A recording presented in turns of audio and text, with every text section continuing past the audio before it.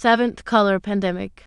The seventh cholera pandemic, also called by some the 1961-1975 cholera pandemic, is the seventh major outbreak of cholera and occurred principally from the years 1961 to 1975, but the strain involved persists to the present. WHO and some other authorities believe this should be considered as an ongoing pandemic.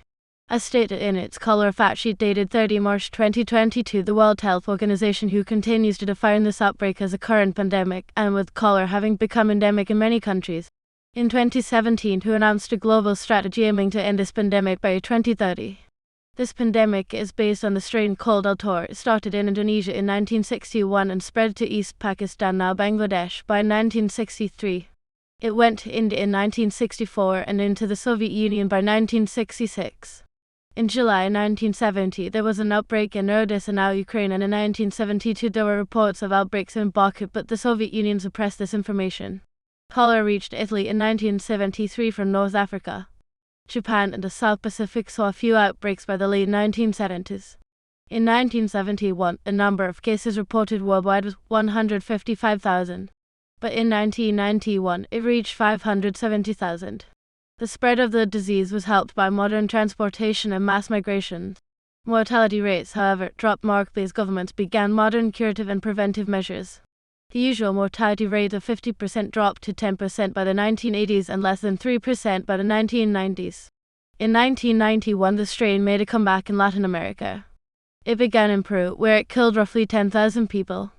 Research has traced the origin of the strain to the seventh cholera pandemic. Researchers initially suspected a strain came to Latin America through Asia from contaminated water, but samples from Latin America and samples from Africa were found to be identical. This rapid transmission of the pathogen around the globe in the 20th century can be attributed chiefly to the major hub, the Bay of Bengal, from where the disease spread. This pandemic can be categorized into two main periods. During period 1961-1969, 24 Asian countries reported 419,968 cholera cases. In period 2, 1917-1975, 73 countries from Asia, Africa, Europe, and the Americas reported 706,261 cases. Cholera is caused by eating food or drinking water that is contaminated with the bacteria E. coli. It affects both children and adults, causing severe watery diarrhea with dehydration. But, as noted, the outbreak strain has persisted for decades to the present, causing repeated epidemics in various locations, with 570,000 cases in 1991 alone. WHO and other authorities believe that the seventh pandemic continues.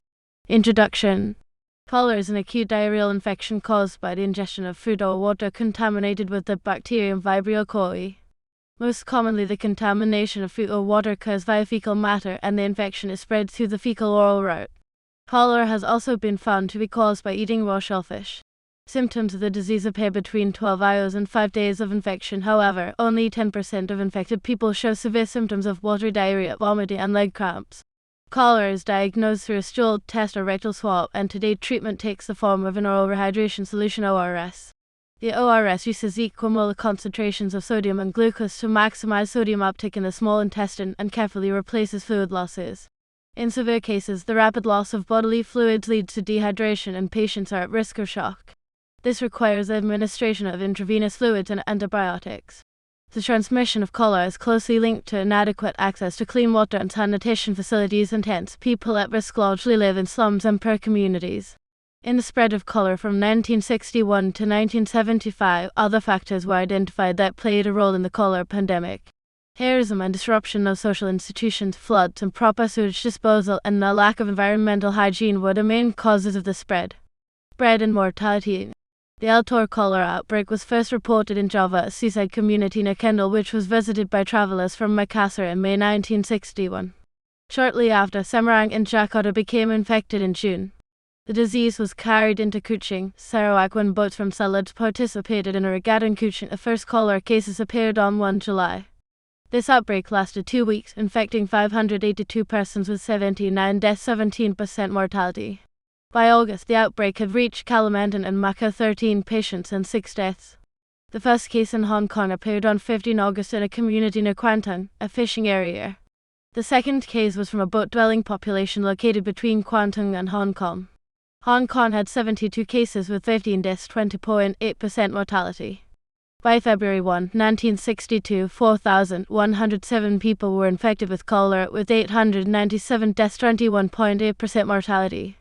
By September, despite a massive vaccination campaign, cholera had rapidly moved through the Philippines, where the number of infected people reached 15,000 by March 1962, with 2,005 deaths. In the Philippines alone, mortality reached 1682 in 1962. It was reintroduced into British Borneo, supposedly by an asymptomatic traveler from Jolo Island. Outbreaks subsequently occurred in Cambodia, Thailand, Singapore, and India. In 1963, WHO declared that cholera remained the number one killer and disease is subject to international quarantine, having been reported in Taiwan, Pakistan, Afghanistan, Iran, southern Russia, Iraq, Korea, Burma, Cambodia, South Vietnam, Malaysia, Singapore, Nepal, Thailand, Uzbekistan, and Hong Kong. The mid-1960s saw cholera infiltrate Southeast Asia, with outbreaks in Chittagong, Bangladesh, Cambodia, Thailand, and Malaysia and India in 1964.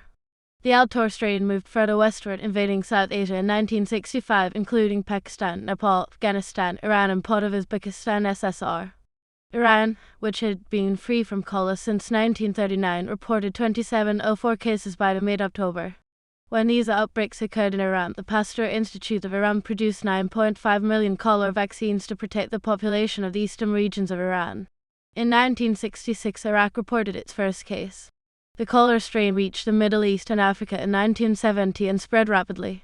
It is thought that a traveler returning from Asia or the Middle East introduced the disease into Africa. The Arabian Peninsula, Syria, and Jordan became infected, followed by Guinea in August 1970.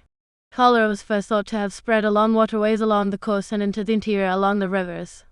In November 1970, infected individuals seemed to travel by modernized rapid transport.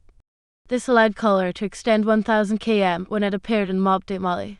Subsequently, customary large gatherings of people facilitated the outward radiation of cholera. From 1970 to 1971, Sierra Leone, Liberia, Côte d'Ivoire, Ghana, Togo, Benin, Nigeria, and southern Cameroon experienced outbreaks. The West African outbreak of cholera during 1970-1971 infected more than 400,000 persons. Africa had a high cholera fatality rate of 16% by 1962. 25 countries were infected by the end of 1971, and between 1972 and 1991, cholera spread throughout much of the remainder of Africa. Research. An international campaign began in 1970, including the research laboratory in Dhaka, Bangladesh, the Southeast Asia Treaty Organization (CETA) of the United Kingdom, Australia, and various American agencies. Human volunteers took part in an NIH-sponsored series of tests to develop an effective cholera vaccine. At this time, new outbreaks of cholera were occurring in Egypt, South Korea, and the Soviet Union. The 1964 invention of use of oil or hydration salts ORS to treat cholera was endorsed by WHO in the 1980s. This practice of replacing fluids and electrolytes is estimated to have saved the lives of 40 million individuals infected with cholera. As a result of the success of ORS treatment, the past 30 years have seen changes to cholera response that centered on treating affected individuals in the short term and attempting to provide safe water and improved hygiene in the long term. The cholera pandemic beginning in 1962 is identified through the L-Tor biotype, and considerable research has been undertaken into this specific strain of cholera. The L-Tor biotype has been demonstrated to have increased resistance to the environment. This has heightened the risk of unknowing transmission from asymptomatic carriage in humans, as opposed to the classical biotype that caused the first 6 cholera pandemics. Previously, health workers who were against the administration of the cholera vaccine based their opinion on the view that always limited resources should be directed at immediate rehydration and improved practices, and longer-term investment to provide safe water and improved sanitation. Such practices as appropriately cooking food before consumption, using sterilized water, following general personal hygiene, and sanitizing environments decrease the spread of cholera. In the 21st century, cholera control activities have typically still been focused on emergency responses to outbreaks, with limited attention to the underlying causes that can prevent recurrence. But the development of new and improved cholera vaccines has allowed this practice of emergency responses to be revised. In addition, recent research has advanced understanding of cholera, its transmission, and the immune response. Subsequently, these advances have resulted in the development of experimental cholera vaccines derived from non-living and attenuated live strains. By 2017, the FDA had approved a single-dose live oral cholera vaccine called Vaxchora for adults aged 18 to 64 who are traveling to an area of active cholera transmission. A study in Haiti has shown lasting protection from a 2-dose cholera vaccine. During the 2010-2017 cholera outbreak in Haiti, those who received the 2 doses of the vaccine were 76% less likely to become sick. This protection lasted 4 years. The clinical severity of the autobiotype causing pandemic cholera in 1962 also resulted in modern research assessing administration of antimicrobials in the initial phase of an outbreak. This was tested in the 1970s with tetracycline but was found not to be useful due to resistance against this antibiotic. Questions have been raised alluding to newer drugs and whether the administration of these will be more useful than such previous attempts.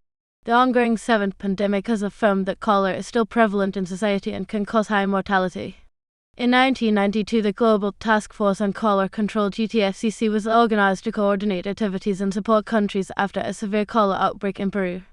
Today it consists of more than 30 collaborating institutions, including NGOs, academic institutions, and UN agencies supporting affected countries. In 2017, they convened a high-level meeting with officials from cholera-affected countries, donors, and technical partners to announce their strategy, the Global Roadmap to 2030, an initiative to end cholera as a threat to public health by 2030. The 3 components of the strategy are early detection and quick response to contain the outbreaks, a multi-sectoral SIC approach to prevent cholera recurrence, and coordination of technical support and advocacy, resource mobilization and partnership at the global level.